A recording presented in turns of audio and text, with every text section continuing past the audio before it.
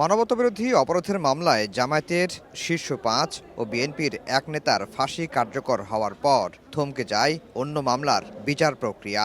৭১-এর মানবতাবিরোধী অপরাধের মামলায় মৃত্যুদণ্ডের রায়ের বিরুদ্ধে জামায়াত নেতা এটিএম আজহারুল ইসলামের রিভিউ আবেদন আপিলে ঝুলে থাকলেও শুনানির উদ্যোগ নেয়নি কোনো পক্ষই। তবে ৫ আগস্টের পর পাল্টে যায় দৃশ্যপট। এটিএম আজহারের রিভিউ শুনানি আসে আপিল বিভাগের কার্যতালিকায়। মঙ্গল ও বুধবার ২ দিন আজহারের রিভিউ শুনানি হয়। শুনানিতে উঠে আসে মানবতাবিরোধী অপরাধের মামলার বিচারের নানা অসঙ্গতি, আন্তর্জাতিক আইনের রীতিনীতি না মানা, ন্যায়ভ্রষ্ট বিচার, সাক্ষ্য প্রমাণের নানা দিক তুলে ধরা হয়। সবকিছু বিবেচনায় নিয়ে আজহারের রিভিউ মঞ্জুর করে আপিল শুনানির দিন ধার্য করেন সর্বোচ্চ আদালত।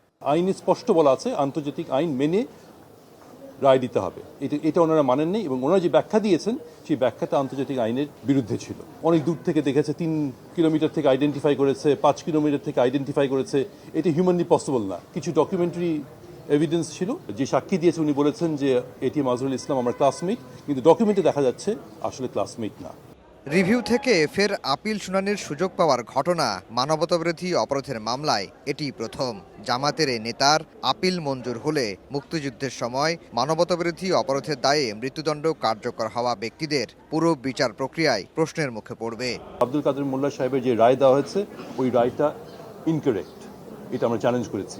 যদি আমাদের বক্তব্য অ্যাকসেপ্ট করে অবভিয়াসলি এটা কোয়েশ্চেন রেজ হবে আব্দুল কাদের মোল্লা সাহেবের রায় এবং তার পরবর্তীতে যত রায় হয়েছে ওটার মিসক্যারেজ অফ জাস্টিস হয়েছে কিনা ওটা আমরা এক্সপ্লোর করতে পারবো।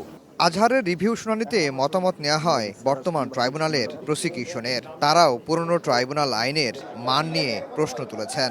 আজহারের ন্যায় বিচার নিশ্চিত করার পক্ষে মত দেন তারাও।